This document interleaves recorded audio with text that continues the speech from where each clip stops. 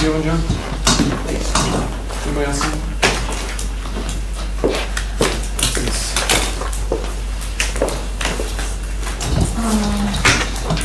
So I'm calling the meeting start is 10:06. So if everybody wants to stand up and do the Pledge of Allegiance.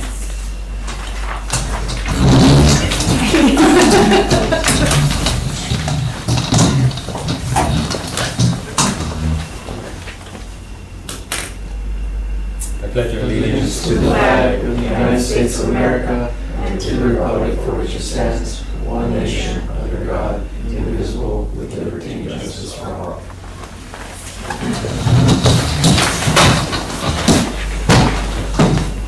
So we have William Walks, John, Kirby, Roberto, Gabby, and myself. So I think we have enough forum to start the meeting. So we want to start with public comments. If you have something to bring.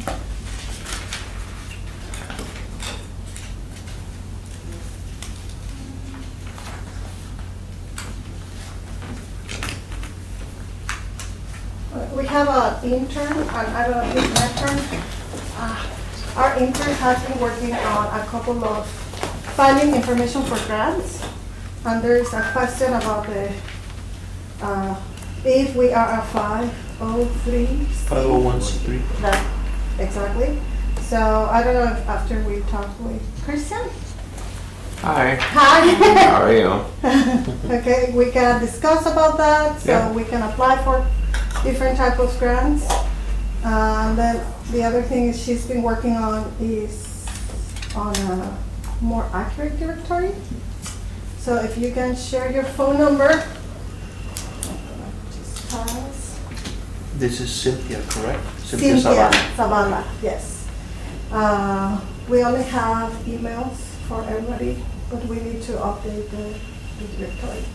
And then also, she's working on an app that, like filing an application that might be able to connect the organization with volunteers. We have looked at one that is called Give Pulse, and it's really comprehensive. So she might, the next time we meet, do a little presentation about the app and just bring it forward. So the name of the app is Give Pulse. So if you want to check it out in the meantime. So I don't know if anyone has any more public comments. In regards to the 501c3, okay, so is she, as I understand, she's been trying to research grants, but a lot of grants are only applicable to organizations that have 501c3 status? Exactly. Is that the issue we're running into Yes. So if we don't have that status, we might not be able to apply for a lot of grants? for a lot of grants, private grants. Yeah. And we had a call with her and Bobby with, what's his name? Director of Finance, Mike Abkowitz of the Lady Bird Johnson Welfare Center. And he said they had a similar issue, so that they go through like a third party 501c3. Oh, In their case, they go through UT because that's who oversees them, but long story short, I don't know if that would be an option for us, if there would be an existing 501c3 that we could go through, or if we'd have to just create our own for that.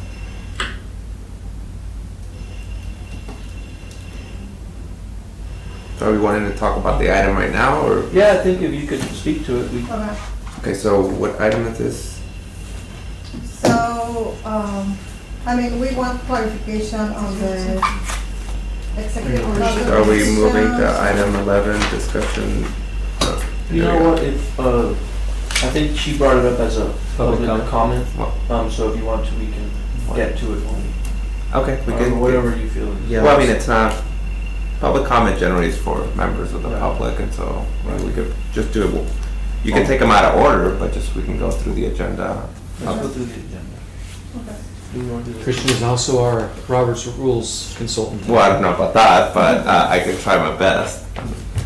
Okay, so we move to the approval of the September 24th minutes. If you want to take a minute to look at them.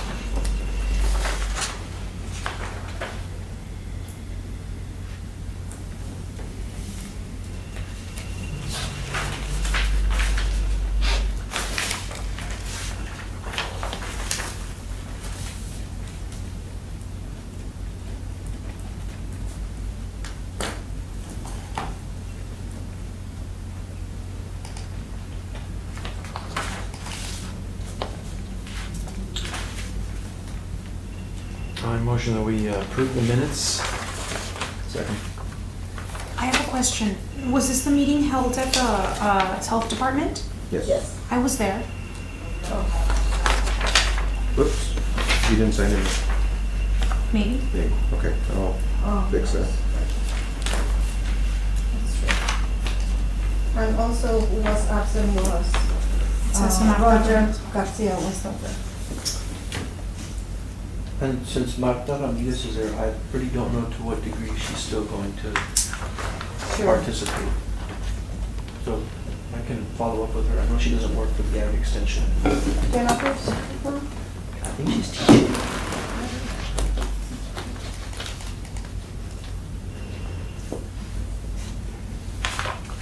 I'll amend that motion, motion to approve it with the correction that Gabriela was present at that meeting. How could we forget? Roger. Oderas. A second? So we need to move on to this. Well, we need to take a vote. Oh, So all in favor? all in Aye. favor? Aye. So, discussion and clarification of LCIS executive council positions. So that's why Christian is here today. Can someone else explain what is the issue here? I think, John, you were the one concerned about this. So, thank you. I was speaking with Christian about this. I think he's semi-aware of what little bit. our issue is. Again, going back on my memory of this, we did not have our bylaws. We had not adopted our bylaws. We were going by the Articles of Incorporation. The Articles of Incorporation say that Berman is chair, and then it does mention other offices or officers. So on our first meeting, we had voted for chair, vice chair, and secretary, I believe, which conflicted with what the Articles of Incorporation stated. Of course, we didn't have the bylaws at that time, so the question is, do we need to follow what the Articles of Incorporation state, and apparently, I guess the bylaws, I don't have a copy of them, state, to correct that, or do we keep our original vote and the original people that we selected for the officers? Okay, so just for the record, my name is Christian Rosas and I'm with the City Attorney's Office, for those of you who don't know me. Does everybody have a copy of the bylaws? We do, I just didn't bring one. Okay, no, I just wanted to make sure. So the certificate of formation, I mean, lays out generally, I don't know, should have brought copies, but. I have it electronically. Okay, yeah, good. Okay, so Article 6 talks about the Board of Directors generally and the composition, and so it's 11 members, 1 through 5, 6 through 11, their appointments, and the qualifications. The initial directors are already listed in the certificate, and so that's all of y'all, so that's why you are here. Serving, and it has the initial terms for those directors, and so 1 through 5, their terms expire September 30th, 2021, 6 through 11, September 30th, 2020. It does say the director that is in position number 2 served as the chair of the board until September 30th, 2020, and then annually thereafter, it can be elected by the majority of the entire board. And so, I mean, that's what the original creation What's documents. position 2? The position 2 is current City of Laredo Parks and Leisure Services Department representative. And so I think that was you, Berman, or your position 2 at the moment. And so that's what the articles say. Question on that. Sure. I'm here because I'm in a director position, so how would that position expire? So it's not right there, isn't it? Yeah. Well, it says a current planning and zoning department representative, Oh, is that what it position 4. says? It says Yes, that's what it says. But the initial certificate lists the original 11. So you're part of the OG, the first 11. But then after, once your term expires, it doesn't necessarily have to be filled with a director position. It just can be a designee or a representative. And so that's kind of how that's spelled out. The bylaws ultimately can't be, and the bylaws are not inconsistent with certificate of formation. The bylaws have the different titles and positions, and how one is removed or appointed to office. And so ultimately, very long way of saying, I mean, the chair has already been appointed by council and by the certificate of formation. If we want to make changes procedurally to have that not be the case, that can happen, but ultimately the proper order of things is adoption of the bylaws, adoption of everything that has to be adopted, and then you have your elections here. But the chair's already been appointed. If y'all want to, for some reason, it does say that, what the terms are. They're 1-year terms, but they're subject to removal at any time with or without cause with a vote of 5 directors. And so there's ways to go about having that composition of the officers change, but that's ultimately up the wishes of the board. So in our August meeting when we did elections and, we put everybody in place, Yeah, should that be null and void and we start over? probably. Okay. I mean, because that's the only position that's listed out in the certificate of formation. Everything else is, And it says that person can be removed at any time. yeah. So we can remove Berman as the chair and then just go back to our original with a vote of the chair, and you were the vice chair. Everybody's fine. Like it says, all officers shall be appointed and subject to removal at any time with or without cause by affirmative vote of 5 directors or the majority of the directors present at the meeting at which quorum is present, whichever is greater, and so 5 votes. And So Christian, that's stated from the Articles of Incorporation or the bylaws. Okay, so procedurally, this is just for discussion's sake, if we Let's adopt the bylaws. If we want to kick out Berman, we need to adopt the bylaws Sure. first before we can. Sure, that should have been the first meeting, but, Is that what we're doing today? In the That old we're- positions, with the original. No, position. okay. No, that we're doing the bylaws and then. Right, but yeah, we don't have the power now to kick Berman to the curb. We have to. Adopt the bylaws. ruthless. Now, because we didn't, is this on? Oh, it is, okay, adoption of bylaws. Yeah, for today. Do we have an item for, we might have to wait till next to notice the adoption of officers. Right. If we approve bylaws today, we do it We next do it time. next time. And we can Well, you have a. can, but it does say if possible action if necessary for the voting and selection of these positions, and so. Right, we could table this, adopt the It can be bylaws, tabled. and then reopen this item. Okay, there you go. Yeah. Okay. Let us proceed. Okay. So, I motion that we table this item. I second. And everybody approves? Aye. Anyone not in favor?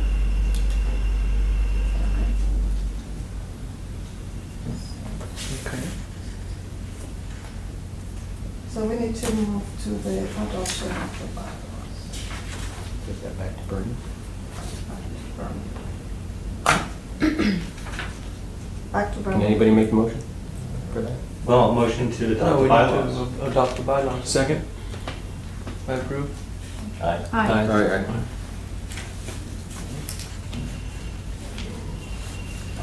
Motion to bring back item 6. Second? Aye. Aye. Okay, so we're bringing back item 6, is that what we're doing? Yes, because the bylaws have already been adopted. Okay, so the discussion is that we need to remove Bergman, the chair. I make a motion, remove Berman, Okay. chair. Second. Aye. Aye. All in favor? All in Aye. favor? All in favor. Okay, and then the other one is, Well, if you don't think anyone's gonna say negative, but, all in favor, okay, and then everyone says aye, all right. and you can say any opposed, any opposed. Right. We don't do this. But if you anticipate it's gonna be not all in favor, then you can ask for a show of hands, or you can say whatever you want, it's just what the Right. people say. Okay. So we are all in favor to removing Burma. Aye. Yes. Yes. Aye. And then we need to vote again? I guess, yeah, motion to, my motion is nominate Dr. Uribe as chair, Herman Rivera as vice chair, and Guillermo Walsh as secretary. Oh,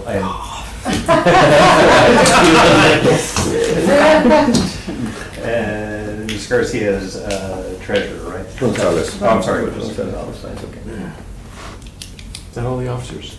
Just 3? 4? 4. Chair, vice Second. chair. Aye. Aye. Aye. Aye. Approved. All in favor? Aye. Anyone opposed? No. Okay. So now that's done correctly as much Yeah. as it Do we have to could. do the Thank Robert you. rules first or no? I mean, I would. let's just adopt them. We're good. That's my Everybody say recommendation. aye, Alright. please. Okay, tell me a little bit about these rules. What about them? Like what do they, what are? they? Well, I mean, those are the general rules that apply to all city boards, commissions, and committees. It's general rules of order on how a meeting is supposed to be run. And so it gives guidance to members of the assembly as far as what is a motion, how do you act on a motion, how do you take votes, quorum, what different types of motions and what precedents they have over each other. And so there are brief explainers online as to kind of like I have a Robert's Rules for Dummies on my desk because it's very extensive. Right. And so bigger, more formal boards are more strict in their enforcement of the rules. The smaller, I mean, to the degree to which they're adopted or they're enforced varies among different organizations, but ultimately it gives everybody a starting point as far as how the meeting is supposed to be run. And so I think the city has adopted the latest version, which is the 11th edition. So I want to say we have a few for reference. So if you needed a copy, I mean, it's very exciting reading, I'm sure, but that's generally what that is. And so kind of these rules about what is a motion, somebody has to second, and there's debate, there's some motion, what is a motion to table, how you bring back an item that's already been voted on. All those little rules, procedure rules are in Robert's Rules of Order. Is there an alternative? Well, it's already, I mean, that's what the city has dictated. I don't know that if there's an alternative, I'm not aware of it. I think Pretty it's much good the standard. practice to. Yeah, it's pretty much the standard And they're for, really, designed to keep a meeting moving forward so you don't, get bogged down. you don't get bogged down. Okay. Thank you. Okay, so we are adopting Robert rules, so we. Motion to adopt, I guess. Motion to adopt. Second. Aye. All in Aye. favor? Aye. Okay. We're moving right along now. Yes.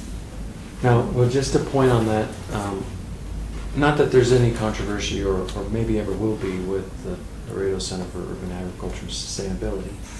But one of the good things about Robert's Rules of Orders is that it's very easy for the public to understand who did what, who said what, was it agreed on. But So it's important to speak loudly for the, when we're taking a vote for the recording, and for Okay. someone to write it down that it was unanimous, or if somebody was opposed, who was opposed.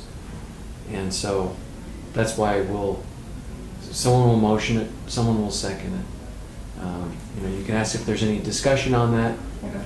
or you can move right to the vote. And when you call for the vote, that's when we all answer. And if it doesn't appear or sound like it's going to be unanimous, then you can ask for any opposed. Okay. And then we would record that. We would say, okay, it was 6 in favor, 2 against, whatever it may be.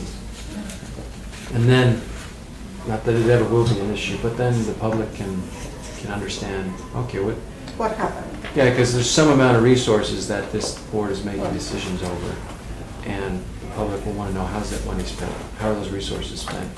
And is this done openly, and can the public come in and see the process? So right now, I think we do have some resources, right, that we're spending public money, so it's important to be accountable for that, those resources. So that's why we're doing it. It's a formality, but it's an important formality so that it's public and it's open and everybody can see it. I do have one question going back some, and I apologize for that.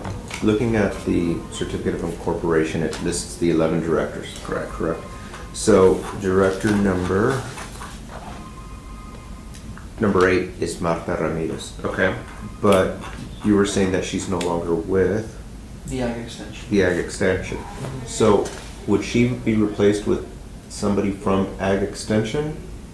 Or would she still be able to be a director even though she's no longer there? So my question is it the position or is it the person?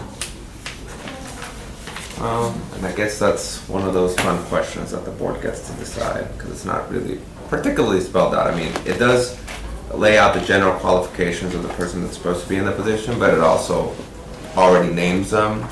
And so I don't know if the board deems that her status as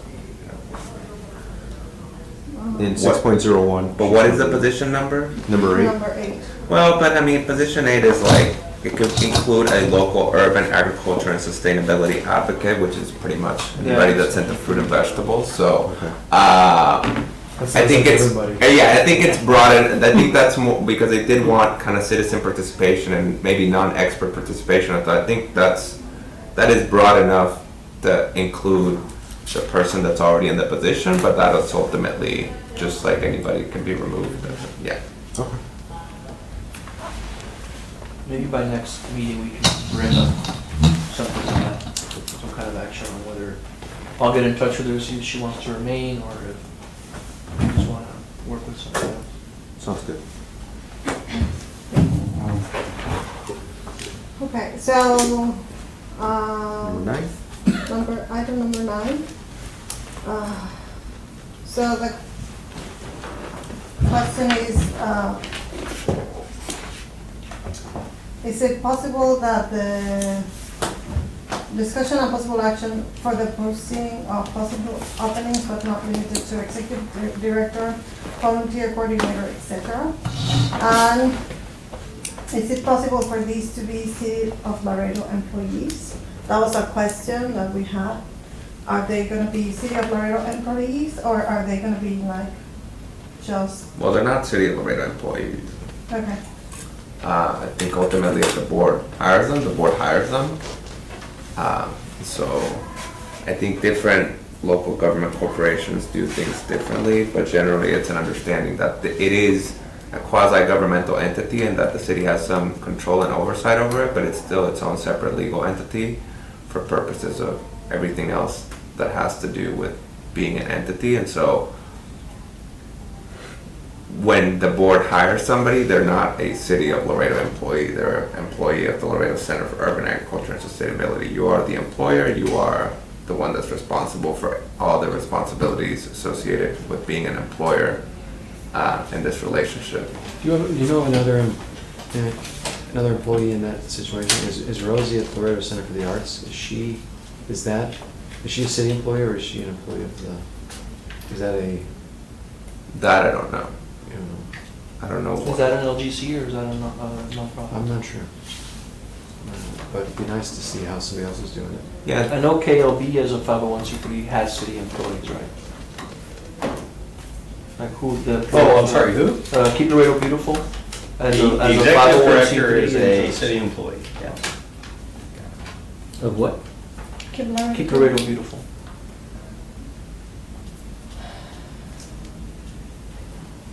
So, and we have discussed that that is not possible.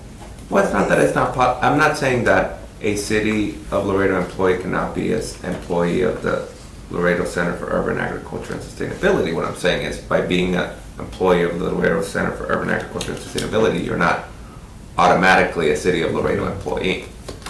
I think it was for like the hiring purposes of these positions, whether they be designated as. Yeah, I mean, city you could think employee about or- it as almost like a separate department of the city, and so, yeah, I mean, you could in theory work in two departments, but I'm sure your old department director may want you to be there for what they've hired you for, and so kind of how those employees or resources are gonna be allocated and shared is I think what is the conversation that happens when you have dual roles. But also salary, I'm assuming. Yeah.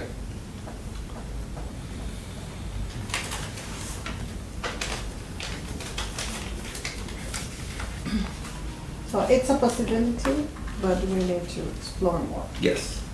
So with that still pending, do we want to talk at all about descriptions, compensations? What are the positions we want to try to put out? Are we gonna try to get clarity first on the Yeah, I would think city it- employee or not? or- I say we put the qualifications out and hire a person as a contract employee for a period of 1 year, and if they get grants or funding, then we continue that relationship, and if they don't, we run out of money, then that relationship ends. I think that's the way it was intended to be. So are we at and this might jump to, where are we with the bank account? So are we already in a position to put that, to Well- post that description? Are we prepared to compensate whoever is going to be hired? So at the last meeting, was it the last meeting or the one before that? We gave out a It was the description? last It was the last one? Yeah. Mhm. Did anybody bring descriptions with them? We have descriptions. I don't know if we Right. voted on it. Yeah, I don't well, think we no, were able we to couldn't do vote on anything anything. last We couldn't time. vote on anything. So, we would need, I assume, to bring those the list of qualifications back, to read them over and to approve them. Should we We- we would propose need to. like a follow-up meeting for some of these Yeah, we have. things that are coming up now that we mean before the We would next have to, official right? meeting? Just so we can Yeah, expedite all that. we would have to. I agree. Okay, so this is our motion? Well, Well, no, it's still discussion, Okay. but I think we need to kind of assign somebody, who is assigned to the qualifications and all that stuff? Me and Bobby and Priscilla, Priscilla. myself Okay. too. And we have something, we just don't have it here with us. Yeah, we don't just, it's not here, that's the question. And then there was also a discussion about benefits for these people, like any employee. And if we don't have enough money for benefits.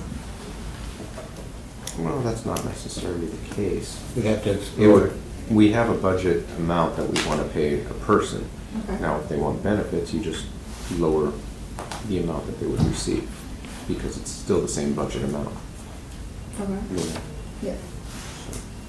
But then we will have to, there was a discussion that we will have to hire some of those benefits outside of the, Yeah, it would get really complicated once we start talking about benefits, but we do have to have those discussions eventually.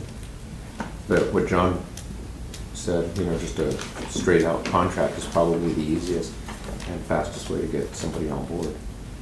you know, you're gonna get paid this amount for this time frame, and the rest is on them.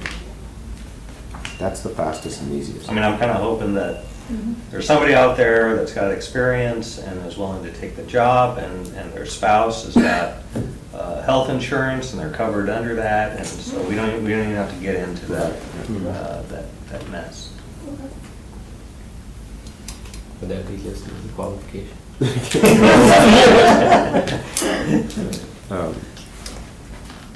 But yeah, we do need to start that process up. So perhaps for the next meeting, we could have like a real discussion on it with numbers and qualifications. Do we want to propose to do that in a week or two? Is that like something we need a motion for or anything, or we can only motion for it? Well, I think we have to complete this Okay. item, right? So there's discussion, the possible action is, Well, if there's And no action. action, There's no action. yeah, so. Okay. So we're gonna It's not- come back in 2 weeks to discuss this Right, that'll be at the next meeting. next week. So the next meeting should be November 19th. I think that was the further down. Yeah. Number 10. Are we on? Okay. So we also discuss about board insurance. I think Jeremy. Yeah, I haven't been successful with TML, but I've made some phone calls and haven't gotten a response on that, but hopefully next meeting. Okay. November 19th? Yeah, hopefully. I'll reach out to somebody else too. The one person I reached out to, they were not willing to do it. Oh, interesting. So, okay. And then, item number 11. And so, do we have an update about the bank account? We did went through the bank account process. Bank account is open. Okay. And I don't know if there's any money. No. Well, I mean, not, I don't know if anything's been released. You know, I recall seeing an email saying that there was a new. they're gonna roll over Uh-huh. to this fiscal year and then, I guess, pay. But I don't know if we need to resubmit. Because we've submitted invoices twice already. Okay. Let me ask Jose Castillo.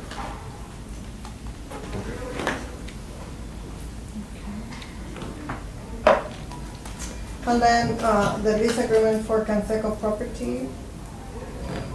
And what is the status of the Canseco house renovations? So I think Christian is supposed to be, right? So how do we go about the lease agreement for the Canseco property? Is there?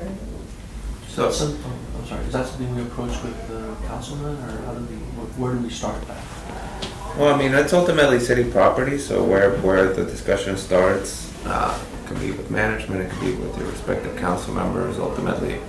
Again, this is somewhat part of the city and its composition, so it would just be an agreement in writing that kind of spells out what the terms of the lease are going to be between the city and LCUAS as far as operating out of the Canseco house. So once we get some directive, ultimately either from council or management or both, then we can, on our end, proceed to draft the initial terms, but they would have to give us direction. Right, and I'm expecting to meet with Councilman Martinez sometime soon. I don't know if we need to put something in writing first and then present it to him, or maybe I can just mention that there's an interest in, I know the discussion has been the small carriage house that is there, as opposed to like the main property, that maybe the second floor of that could be used as a small office. And so I could just mention that to him and see kind of where that goes. So I have a question. Okay, so here is a lease agreement for Conseco property, and so if LCOAS does another garden somewhere else, would each one Well, be treated as a separate lease in a agreement, or conversation how I would- had with how would someone, that the work out? idea was that the property itself and the garden grounds, the way it's been managed so far, and I don't know if this is in writing anywhere, but that it seems to belong to parks. Again, I don't know that that property is officially like a park. Are you talking about? I'm talking about the Conseco gardens. in specific, or? Conseco property, the garden grounds. I'm not referring to the house or even the Right. carriage house. So I don't know if it would remain as the grounds being parks and that the lease agreement might just be for the use of the office there. In which case that would facilitate, if there are other gardens that become part of LCUAS, it doesn't have to just be that property. Right, so, but for each garden, Right, for any urban Right. agriculture garden throughout the city, LCUAS is kind of, Well, I don't know that Oversee we're it, then how intended does- to oversee it, but maybe facilitate what happens there. As far as like, I'm starting to think of the bigger picture of the urban agriculture ordinance that we have that alludes to the Conseco property being the place where people receive education and go through some kind of program before they can go and take on a city property okay. that might be available. But I don't know that the idea is for LCUAS to directly oversee every urban garden that pops up in the city. Okay. It's just it's meant to be a resource, an educational resource more than anything. LCUAS.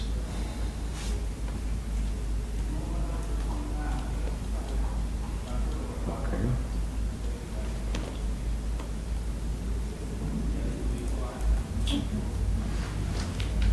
I kind of thought that LCUAS would be, I'm sorry I'm late, guys. Would be- Stuck at the coffee. of course, based out of Conseco, but that, you know, they would provide education and support to anyone, you know, whether it's at the Conseco garden, whether it's Hillside, you know, or any other city garden. That was just what I was kind of thinking. Well, yeah, I would mean, be they're done. providing education and stuff, but they don't become responsible for all these different gardens. No, I agree, because they're all under parks.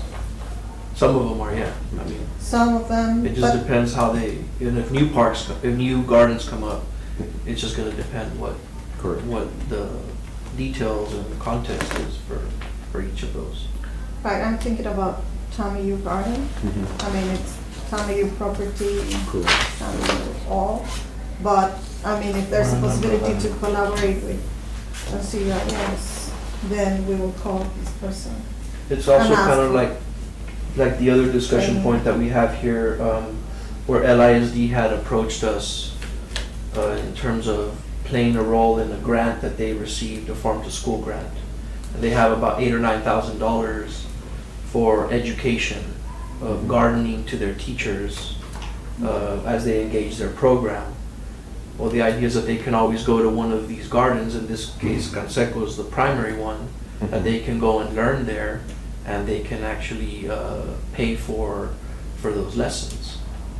And then that's how it's an educational resource. It doesn't always have to be that representatives have to, I mean, we can if we decide to do that, but it's not a big deal to go and visit Mhm. these satellite gardens. The reason why I brought it up, so, you know, like Hillside would be maintained by parks. Mhm. TAMU is maintained by TAMU, so who would maintain Conseco?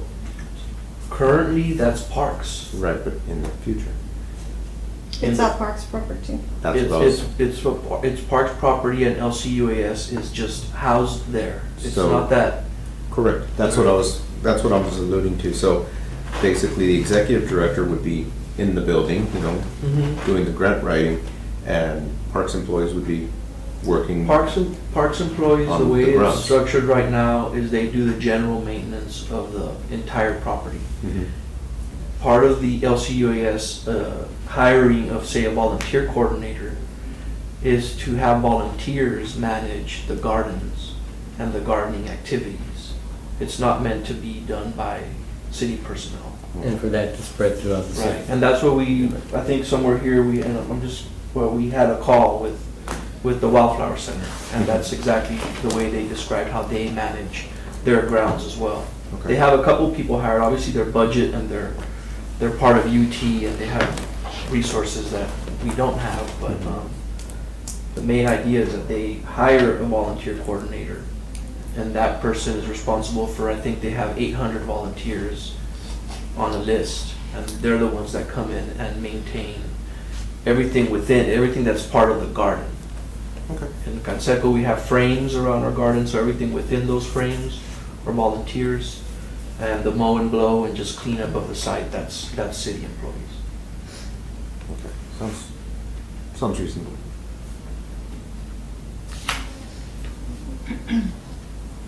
So Tommy User's Learning course is going to happen.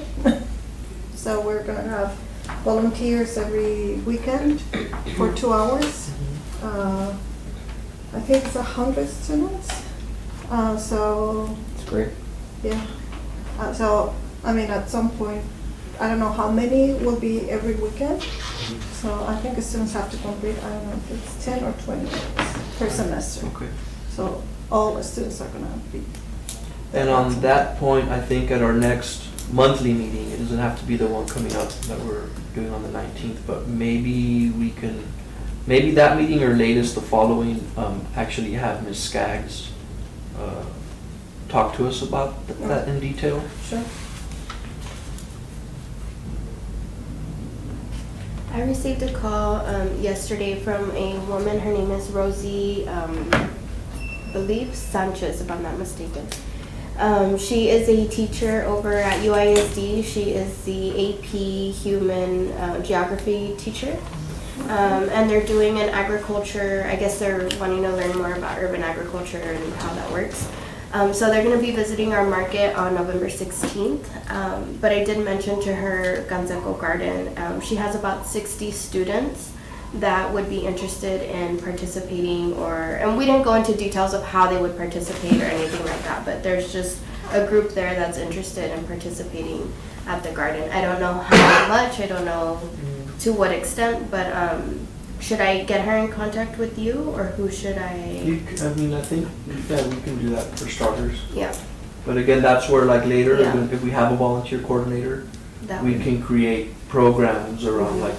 Right, and it doesn't have, my concern is, I feel it doesn't have to be all Canseco because we have several gardens across the city. So my concern is how to coordinate for volunteers for all these gardens. And that's why I asked Cynthia Zavala, who is our intern, to do a search for an app where we can have some kind of organizational control for volunteers around these community gardens. And I think everything can go through that app. Like they have the capability to do, okay, there's an opportunity next week here, there's an opportunity next week here, or these times are already taken, those kind of Well, the way things. that I would envision that working is that each of these gardens has their primary Liaison. person who is overseeing those things, and then they can collaborate with LCUAS. LCUAS. Right. Um,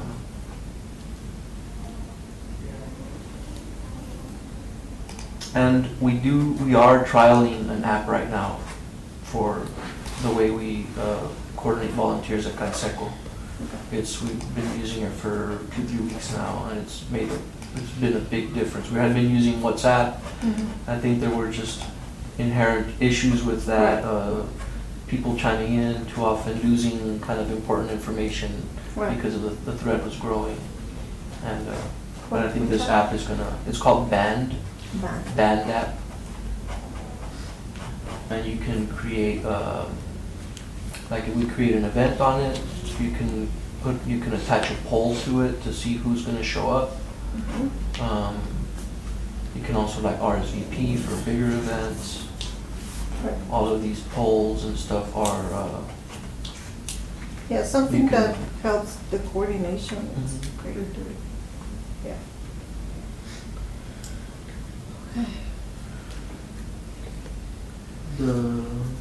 So current grants there are none, right?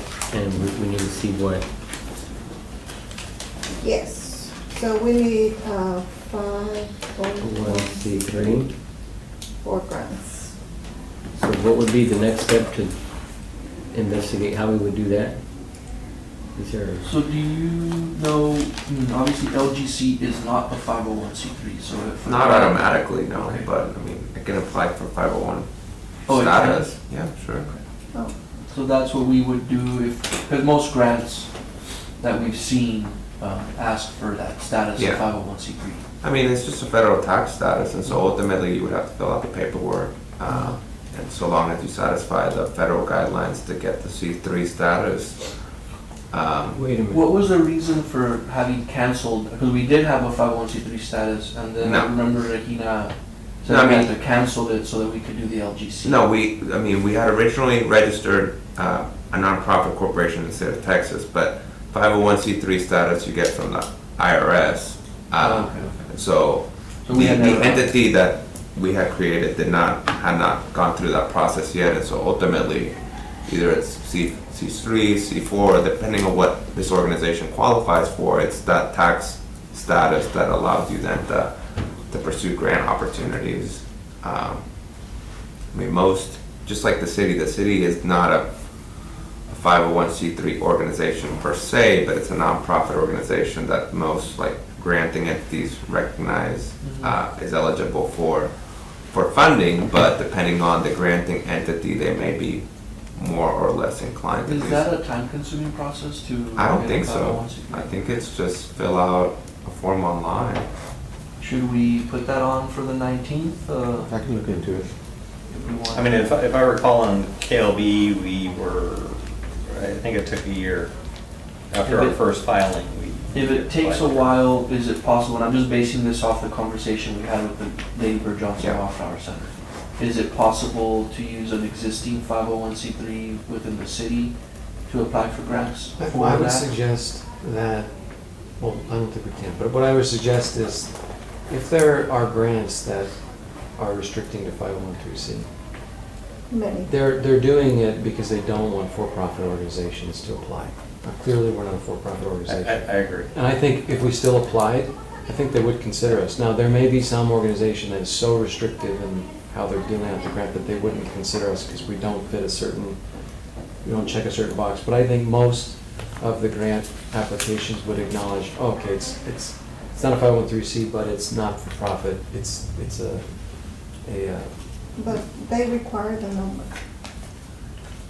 well, then we could just put our limited government.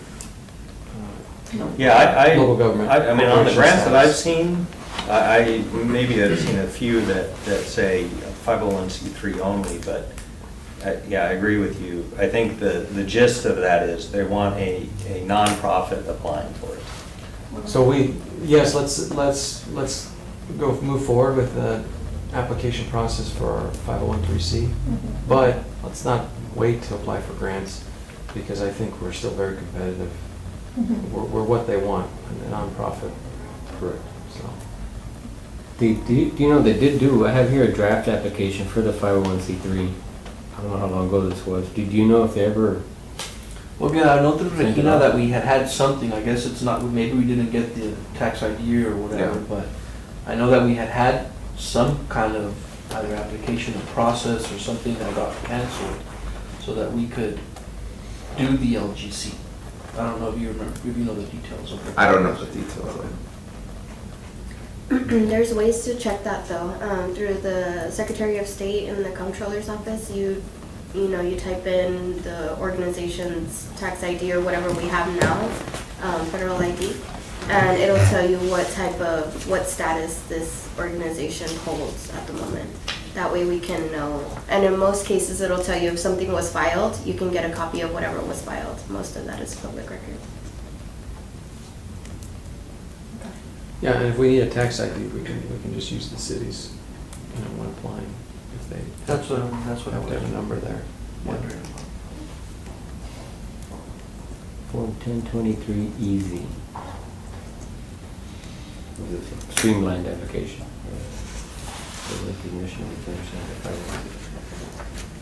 the I know Cynthia's working on a list of all the different grants. Yes. And so we'll review that at, I guess, the next month meeting.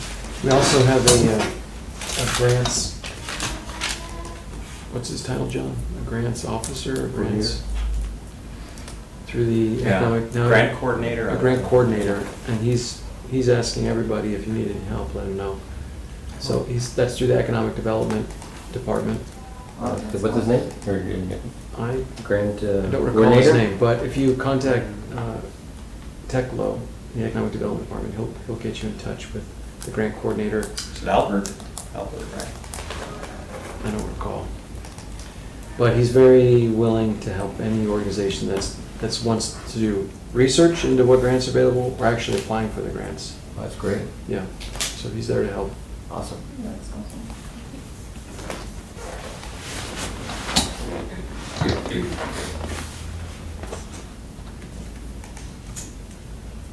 Talking about grants, we applied, Tammy, you applied for a grant through the Department of Agriculture. It's a very tiny little grant, it's like $3,500. But part of the grant said that we will coordinate efforts for planting, so we can sell at the farmer's market with other community gardens, so it's gonna be our garden. And however we can coordinate with CIS. And we're also doing a survey about who is attending the market. We hold, we do surveys at each of our farmers markets, so if you need access to that information. Great. Yes. And if you are available on November, I think it's the 19th, they want to do a site visit. So I can send you this. Of course, yes.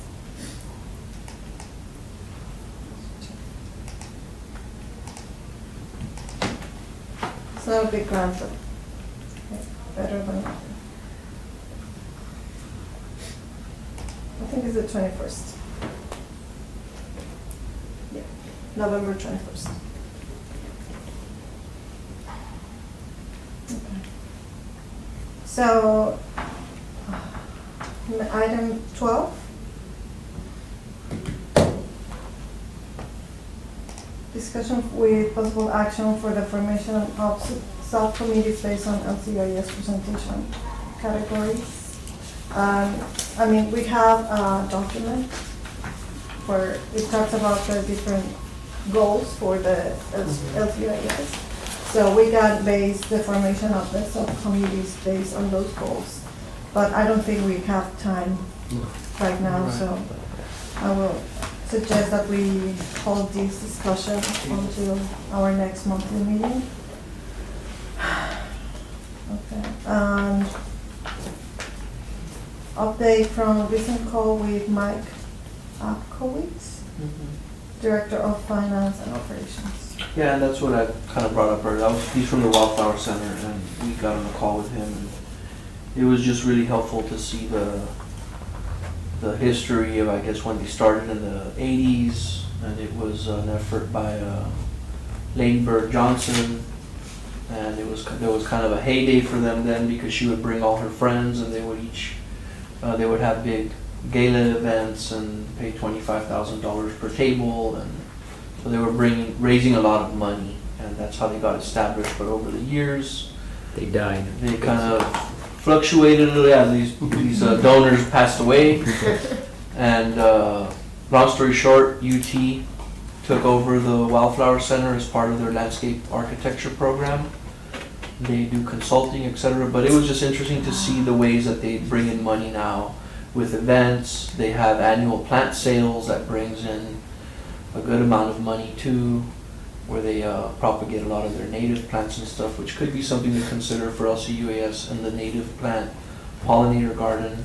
We have a greenhouse there where the idea is that the Urban Horticulture and Forestry Division can assist with propagating plants, etc. But we just got some detailed information as to how they fund themselves and keep themselves afloat and manage their grounds. And that's always something we can reference, and he's always willing to get on another call with us if we need further guidance. I don't know if you want to... The plant sales were big, I remember him saying. Mhm. It was a big fundraiser. Yeah, they generate like 90,000 or something twice a year. Oh, wow. For that. For them, it was plant a sales. big, That's amazing. But they have 4 full-time employees that manage the greenhouses, propagate all of their native plants, etc. So I mean, they are, the point to take from this is that the vision for LCUAS and the Canseco property is a significant one. It requires time to put into it, full-time really, of either employees or volunteers or however that is organized. And so hopefully we'll kind of get there, at least by starting with a director or volunteer coordinator. And again, a lot of this, I think the LGC, to also clarify that you're here, was initially where it was 501c3 or LGC. My understanding was we went through LGC so that there could be continued collaboration with the city, whether it was my department or division, planning, environmental. Is that correct? Or the idea is that we can work together. Yeah. Yeah. Okay. So there's the band, the app band that we talked about, and I don't know if you want to talk more about that, and updated status of the garden grounds. Garden grounds are doing great. We've been, well, now that daylight savings ended, the evening sessions that we increased sessions for about a month and a half. So we have been doing every Saturday, and that really hasn't been, because there hasn't been a more intensive effort for volunteer coordination, and it's just been these Saturday sessions. That's shown us that it's not enough input to have the grounds be at the level that we'd like them to be. So we increased some the frequency of these sessions to evening sessions. We got a lot done. Everything. I mean, I'd say Canseco Urban Ag Gardens planted about 75% with all these new plants that we created with these volunteers. It's doing really well. The fight against the Bermuda grass that invades is coming along really nicely. We have a couple volunteers that have taken it kind of personally, and they wage war on it every time they show up, which is good. And the pollinator garden, we have a contracted employee through my division. He's part-time, Chris Segovia. He's our beekeeper. He's been doing impromptu weekday morning sessions to keep the pollinator garden kind of just floating. I mean, the plants are doing good, but weeds are overtaking. And so that's another area of focus that we need to work on to get under control and to start getting things looking like a proper botanical garden facility experience, etc. There's an event that we've loosely talked about, an idea for a December 7th fundraising event. We've thought about making it more where it's accessible by the whole community, maybe somewhere along the lines of $20 per person. We would take produce from the garden and prepare some meals. Our board members that are culinary practitioners can be there to participate in that. And but again, it's something we're still developing. I don't know if we need to talk about that more officially as a board. But it is Where's coming this up gonna pretty be? soon at the Canseco property. But is it a Lucas event or a city event? Oh, Yeah, I know. I have We brought need it- to get that. Yeah. I brought it up with Mr. Gomez, and so Yeah. they're aware of that, but I think ideally it would be, if it's fundraising, we'd want to do it as LCUAS if possible, because that's the only way we can. Yeah, I think we need to get that But we can't do it unless we're, property, lease that property first before. Oh, I see. that would be the steps. So then it's probably not gonna happen. That's not gonna happen. Then, yeah, Yeah, not December 7th, but maybe. not December A 7th. date that will. Maybe December 7th of 2020. Optimism. Okay, so then step first. I think in terms of the lease, we might just want to make it as simple as possible to get that. Because I don't know if it could be done Does in does anybody do anything similar? Or just follow the format, just kind of, similar, what do you mean? does anybody lease something from the city?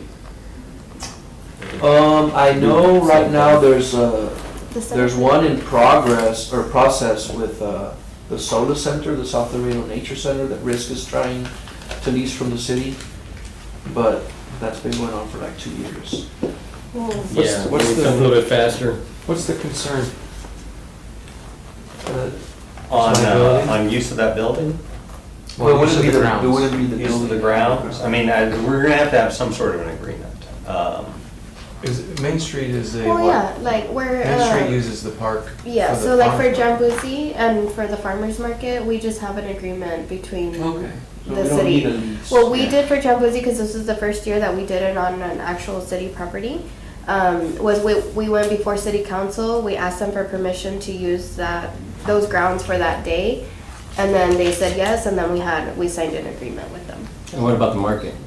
The market as well, it's just, It's an ongoing. it's an ongoing agreement. I mean, if there's a reason why we have to do it on December 7th, then yeah, we have an agreement. If it's something we do at a later time, then I think the Sola Center is taking 2 years. That's not because it's that difficult to draft that. I think there's. No, they're there's asking for- something that there's a lot is going on. sticking, yes, from the other party. Yeah, that's true. But I think if council brings this up, it's drafted, and then council approves that, I really don't see this taking a large amount of time to get. It's a the lease temporary. agreement.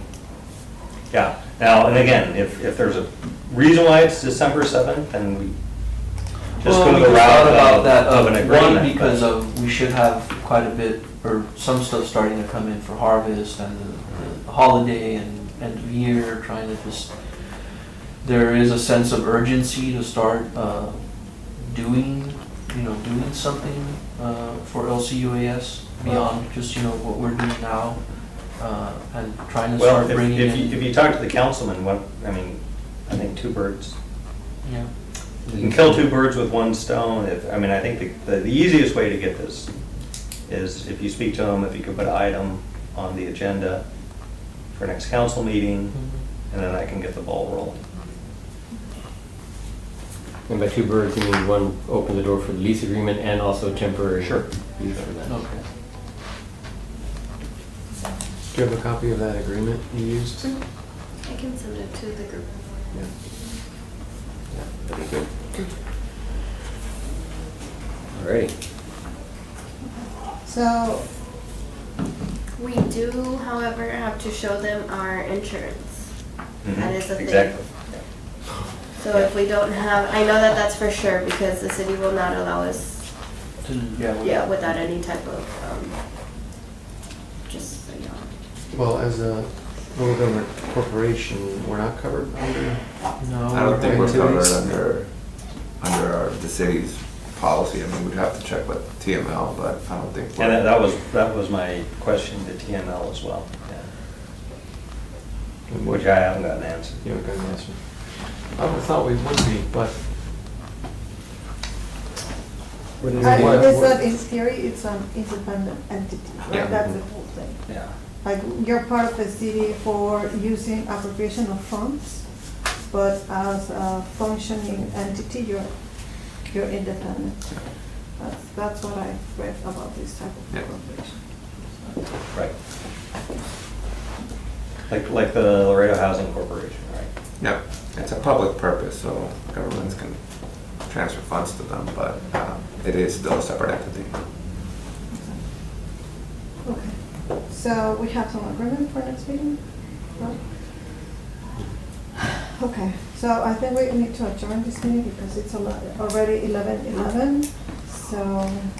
I second that motion. Approve. I approve. All in favor? Aye. Reminder to everybody, if they got time, to walk the block over, there's a election today on constitutional amendments. Really? Although the paper said it